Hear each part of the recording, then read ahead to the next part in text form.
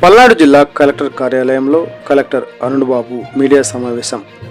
Collector Arun బాబు మాట్లాడుతూ, జిల్లాలో ఇప్పటి వరకు గ్రీవెన్స్ ద్వారా 11,176 అప్లికేషన్లు వచ్చాయి. దీనిలో మా సిబ్బంది 8,000 వరకు పరిష్కరించారు. జిల్లాలో కొంతమంది చిన్నారులకు ఆధార్ నమోదు కాలేదు. సమస్య పరిష్కారం కోసం త్వరలోనే అంగన్వాడీ కేంద్రాలలో ఆధార్ కేంద్రం ఏర్పాటు చేస్తున్నాం. ఇప్పటి వరకు గ్రీవెన్స్కు వచ్చిన సమస్యలలో ఎక్కువ శాతం రెవెన్యూ శాఖకు సంబంధించిన ఉన్నాయి. వచ్చే ఫిబ్రవరి నుంచి నియోజకవర్గ పరిధిలోనే గ్రీవెన్స్ పెడతాము. ఒకసారి తప్పుగా నమోదు అయితే మరోసారి అప్లై చేసుకోవచ్చు. ఒకసారి ఫిర్యాదుదారుడు అప్లికేషన్ ఇస్తే ఆ సమస్య పూర్తి అయ్యేదాకా రివ్యూ చేస్తాం. అప్లికేషన్ పూర్తి చేయడం కోసం డబ్బులు వసూలు చేస్తున్నారని తెలిసింది. అప్లికేషన్ పూర్తి చేయడానికి ఎవరూ ₹1 కూడా చెల్లించనవసరం లేదు. కలెక్టర్ కార్యాలయంలో అప్లికేషన్ పూర్తి చేయడానికి 4 విఆర్ఓలను నియమించాం. ఇప్పటికీ జిల్లాలో రెవెన్యూ సమస్యలు అధికంగా ఉన్నాయి. ఫిర్యాదుదారులకు పూర్తి న్యాయం జరిగేలా చర్యలు తీసుకుంటాము. జిల్లాలో ఏ ప్రభుత్వ స్కూల్ కూడా మూసివేయడం కానీ మార్చడం కానీ జరగదు. జిల్లాలో రీసర్వే మరోసారి మొదలైంది. గతంలో ఏమైనా తప్పులు జరిగి ఉంటే ఇప్పుడు వాటిని సరిచేసుకోవచ్చు. ఎలాంటి అనారోగ్య సమస్య లేకపోయినా పింఛన్లు పొందుతున్నారు. ప్రస్తుతం ఉన్న పింఛన్లపై పూర్తి స్థాయిలో విచారణ చేస్తున్నాం. రెవెన్యూ శాఖలో ఎలాంటి సమస్య లేకుండా తగిన జాగ్రత్తలు తీసుకుంటున్నాం. చీరాల వాడరేవు అలైన్మెంట్లో ఎలాంటి మార్పులు ఉండవు. పాత అలైన్మెంట్ ప్రకారమే చీరాల వాడరేవు రోడ్డు నిర్మాణం ఉంటుంది. జాగ్రత్తలు తీసుకొని చేసాము, అలాగే ఈ సంవత్సరం కూడా చేస్తాము. ఒకసారి విజిట్కి వెళ్ళి చూసి వస్తే దాని మీద అప్డేట్స్ ఇస్తాను మీకు మళ్ళీ. నేను రిపబ్లిక్ డే వేడుకలకు సంబంధించి 26న మనము ఈ పక్కనే మనకి గవర్నమెంట్ 27 acres కలెక్టర్ ఆఫీస్ కోసం మనకు అలాట్ చేసింది. దాంట్లో పిచ్చి మొక్కలతో ఉన్న ఒక 5 ఎకరాలు శుభ్రం చేసుకున్నాం మేమే. అంటే ప్రతిసారి శివప్రసాద్ స్టేడియంకి వెళ్ళడం, ఒక వారం పాటు మన వాళ్ళు అక్కడ పనులు చేయడం, వచ్చేపోయే ఆడుకునే వాళ్ళకి కానీ వాకర్స్కి ఇబ్బందిగా ఉంటాం, ఇది చూసాము. అది కరెక్ట్ కాదనిపించింది. మళ్ళీ పని అయిపోయినాక మన వాళ్ళు వెంటనే క్లియర్ చేయరు, రాళ్ళు రప్పులు అక్కడే వెళ్ళిపోతారు. అది ఇబ్బందిగా ఉందని ఇక్కడే ఒక గ్రౌండ్ తయారు చేసుకున్నాము. దాంట్లో ఏర్పాట్లు చేస్తున్నాము. గవర్నమెంట్ ప్రోటోకాల్ ప్రకారం, నామ్స్ ప్రకారం అన్ని ఏర్పాట్లతోటి రిపబ్లిక్ డే చేస్తున్నాము. ఆ రోజు మీకు స్పెషల్ ఇన్విటేషన్ ఉంటుంది, దానికి మీరు అటెండ్ అవ్వాల్సి ఉంటుంది.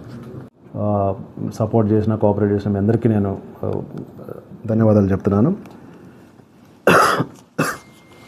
అలాగే నెక్స్ట్ ఈ కమింగ్ 30వ తారీఖు ఇన్ఛార్జ్ మంత్రి గారు, ఎమ్మెల్యేస్, ఎంపీస్ అందరూ కూడా డిస్టిక్ రివ్యూ కమిటీ పెట్టారు. మొదటిసారిగా మన జిల్లాలో డిస్టిక్ డెవలప్మెంట్ రివ్యూ కమిటీ ఉంది.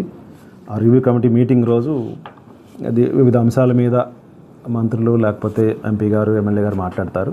తర్వాత మీకు ఎలాగ ప్రెస్ బ్రీఫింగ్ ఉంటుంది. అది మీ ఇన్ఫర్మేషన్ కోసము. రీసెంట్గా మన దగ్గర తహసీల్దార్స్ అందరినీ మనకి ఇచ్చారు. 8 తహసీల్దార్స్ మనకు వచ్చారు కాబట్టి 100% తహసీల్దార్స్ ఉన్నారు.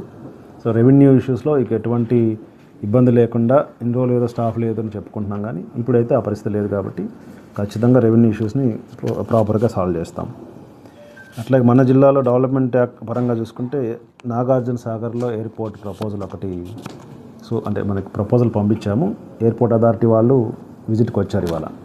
సో వాళ్ళు ఫీజిబిలిటీ స్టడీ చేస్తున్నారు. ఒక 2-3 days వాళ్ళు స్టడీ చేసినాక ఈ లొకేషన్ బాగానే ఉంది అనుకుంటే ఫర్దర్గా మూవ్ అవుతుంది.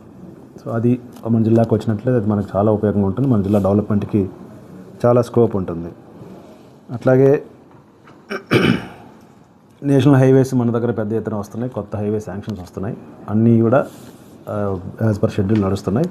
1-2 చోట్ల చిన్న చిన్న ఇష్యూస్ ఉన్నాయి, వాటిని కూడా మేము సార్ట్అవుట్ చేస్తూ ఉన్నాం. ఇంకొకటి మీ ద్వారా నేను పబ్లిక్ అందరికీ తెలియజేయాలనుకుంటున్నాను ఏంటంటే, enrolment of Aadhaar children 0 to 6 years ఉన్నటువంటి పిల్లలందరికీ ఎన్రోల్మెంట్ మన జిల్లాలో 45,000 ఉండాలి. పిల్లలు ఉన్నారు. ఒక 7-8 వేలు మాత్రమే ఎన్రోల్ అయింది ఇప్పుడు దాకా. సో వీళ్ళ కోసం అంగన్వాడీ కేంద్రాల్లో ఈ మంగళవారం నుంచి శుక్రవారం వరకు, అలాగే నెక్స్ట్ వీక్ కూడా ఉంటుంది. సో ప్రతి నెలలో 2 వారాల పాటు అట్లాగా అంగన్వాడీ కేంద్రంలోనే ఆధార్ కేంద్రం పెట్టి పిల్లలందరినీ ఎన్రోల్ చేస్తాం. వాళ్ళు కొంతమంది ఎన్రోల్ అయ్యి ఉంటారు, మన వాళ్ళ రిపోర్ట్లో ఏమన్నా అవ్వలేదంటే మాత్రం దాన్ని కరెక్ట్ చేసుకుందని స్కోప్ ఉంది. సో ఇదొకటి మీ ద్వారా పబ్లిక్కి తెలియజేస్తున్నాను. అట్లాగే 10th class స్టూడెంట్స్ మన దగ్గర పాస్ పర్సంటేజ్ కొంత తక్కువ ఉంది మిగతా జిల్లాలతో పోలిస్తే. దానికి సంబంధించి ఒక స్టడీ మెటీరియల్ ఈరోజే లాంచ్ చేసాము. ఇది లక్ష్య సాధన అనే కార్యక్రమంతో ఒక 2 బుక్స్, ఇంకోటి ఇది లాంగ్వేజ్ అంతకు ఒక బుక్, అలాగే సబ్జెక్ట్స్కి సంబంధించి ఒక బుక్. దీంట్లో ఏముంటుందంటే కనీసం పిల్లవాడికి కావాల్సినటువంటి, అంటే చదువుకున్న పిల్లవాడు, యాక్టివ్గా ఉన్నవాడు ఎలాగూ మంచి మార్కులు తెచ్చుకుంటారు, అలాగే పాస్ అవుతారు. SA1 ఎగ్జామ్స్ రిజల్ట్స్ చూసుకుంటే దాదాపు 4,900 మంది 40% బిలో మార్క్స్తో ఉన్నారు. సో వాళ్ళని ఖచ్చితంగా పాస్ చేయాలి 100% అనే ఉద్దేశంతో 2 బుక్స్ తయారు చేసాము. దాన్ని ఈరోజు మీ ద్వారా లాంచ్ చేస్తున్నాము. అది క్వశ్చన్ అండ్ ఆన్సర్స్ ఉంటాయి. పిల్లలు చదువుకొని వీటిని 100% చదివితే ఖచ్చితంగా 60 నుంచి 50 మార్కులు గ్యారంటీగా వస్తాయి. ఇది ఒక టీచర్స్, ఎక్స్పర్ట్స్ కలిసి తయారు చేసిన సబ్జెక్ట్, ఇది మెటీరియల్. దీన్ని అందరూ సద్వినియోగం చేసుకొని కోరుతా ఉన్నాను. ఇప్పుడు మన గుంతలు లేని రోడ్ల కింద దాన్ని టేకప్ చేస్తున్న R&B వాళ్ళు. మేజర్గా నేను మీతో షేర్ చేసుకుందాం అనుకున్నటువంటి ఇష్యూస్ అంటే లాస్ట్ ఇయర్ ఎండింగ్లోనో లేకపోతే న్యూ ఇయర్లోనో చెప్పి ఉంటే బాగుండేది. బట్ అనుకోకుండా సీఎం గారి ప్రోగ్రామ్ రావడం, తర్వాత హాలిడేస్ రావడం, ఇలా కార్యక్రమంతో కొంత డిలే అయింది. బట్ మంత్ సచివాలయం సిబ్బంది ద్వారా పెన్షన్స్ డిస్ట్రిబ్యూట్ చేస్తున్నాము. సో మన జిల్లాలో ఎవ్రీ మంత్ 99.3%, 99.4%, అంటే 100% అవ్వట్లేదు కానీ 99.4% వరకు పెన్షన్స్ మనం ఇవ్వగలుగుతున్నాం. మిగతా వాళ్ళు ఆబ్సెంటీస్ ఉండడం, హాస్పిటలైజ్ అయి ఉండడం, వీళ్ళకి కూడా 3 మంత్స్కి ఒకసారి తీసుకునే ఫెసిలిటీ ఉంది. కాబట్టి కొంతమంది ఈ నెల మిస్ అయినా నెక్స్ట్ మంత్ తీసుకోవచ్చు అనుకోవడం. సో దానివల్ల మనము ఎవ్రీ మంత్ 2,74,000 గాను 118 కోట్లు రఫ్గా పెన్షన్ డిస్ట్రిబ్యూట్ చేస్తున్నాం ఎవ్రీ మంత్. సో అది దీంట్లో ఇంకొక ఫెసిలిటీ అంటే స్పౌజ్కి సంబంధించి ఒకరు చనిపోతే వారికి ఇమీడియట్గా నెక్స్ట్ మంత్కే 15th వరకు కట్ ఆఫ్ డేట్ పెట్టుకొని చనిపోతే ఎవరైనా ఆ ఇంట్లోనే ఎలిజిబుల్ పెన్షనర్ ఉంటే స్పౌజ్, వారికి ట్రాన్స్ఫర్ చేసేదానికి కూడా గవర్నమెంట్ డెసిషన్ తీసుకుంది. కాబట్టి అది చాలా హెల్ప్ఫుల్గా ఉంది. ఇది పెన్షన్స్కి సంబంధించి. అవును, ఎవరిని ఇచ్చేది ఏముంటుంది ఇంకా. దాదాపు 24.8 acres రెజ్యూమ్ చేసుకున్నాము, రిజిస్ట్రేషన్ రద్దు చేసి. దాని మీద రైతులు ఆందోళన చేస్తున్నారు. అవును, మంచి పాయింట్ చెప్పారు. ఓడరేవు నుంచి నకరికల్ రోడ్ వరకు మనకి దాదాపు 38 కిలోమీటర్సా, 38 కిలోమీటర్. దీన్ని అన్ని మండలాల్లో మనకి చిలకలూరుపేట నుంచి నాదెండ్ల, నర్సరావుపేట, రొంపిచెర్ల, నకరికల్ ఈ మండలాలు కవర్ అవుతూ వెళ్తాయి. సో దీంట్లో మనకి ఎక్సెప్ట్ నర్సరావుపేట అన్ని చోట్ల వెళ్ళే ప్రాసెస్ పూర్తయిపోయింది. ఇంకా ఫైనల్గా అవార్డు స్టేజ్లో ఉంది.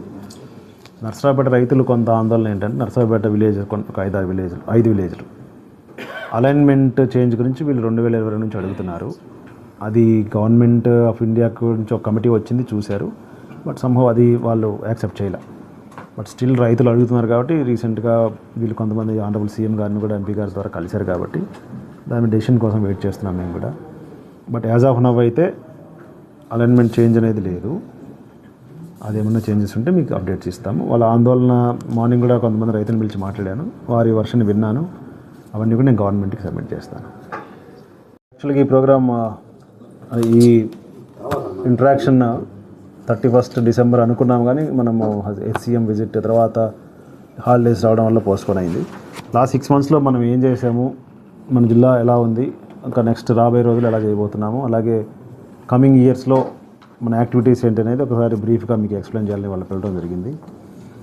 ఫస్ట్ మనకి ప్రయారిటీ ఉన్నటువంటి గవర్నమెంట్ వైపు నుంచి చూసుకుంటే PGRS, ఒకటి పబ్లిక్ గ్రీవెన్స్ రెడ్రెసల్ సిస్టమ్ కింద మనము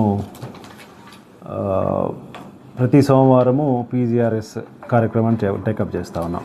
దీంట్లో జిల్లా నలుమూలల నుంచి ఇక్కడికి వస్తున్నారు. ఇప్పటివరకు మనకి 11,176 పిటిషన్స్ వస్తే దాన్ని 7,258 మనము డిస్పోజ్ చేసాం. మిగతావి డిఫరెంట్ స్టేజెస్లో ఉన్నాయి. అంటే రీసెంట్గా వచ్చినవి కూడా కొన్ని ఇంకా అండర్ ఎంక్వైరీ ఉంటాయి. కాబట్టి మేజర్గా రెవెన్యూ, యాజ్ యూ నో, రెవెన్యూవే ఎక్కువ ఉంటాయి, రెవెన్యూ సమస్యలు ఎక్కువ ఉన్నాయి. సో మనకి ప్రతి సోమవారము చూసుకుంటే ఒక 100-120 పిటిషన్లు వస్తే దాంట్లో కనీసం 50-60 పిటిషన్లు రెవెన్యూకి సంబంధించి వస్తున్నాయి. సో దీనికి సంబంధించి నేను, జేసీ గారు, ఇతర అధికారులు అందరం మాట్లాడుకొని ఏం నిర్ణయం తీసుకున్నామంటే ఈ పీజీఆర్ఎస్ని ఇంకా ఫీల్డ్కి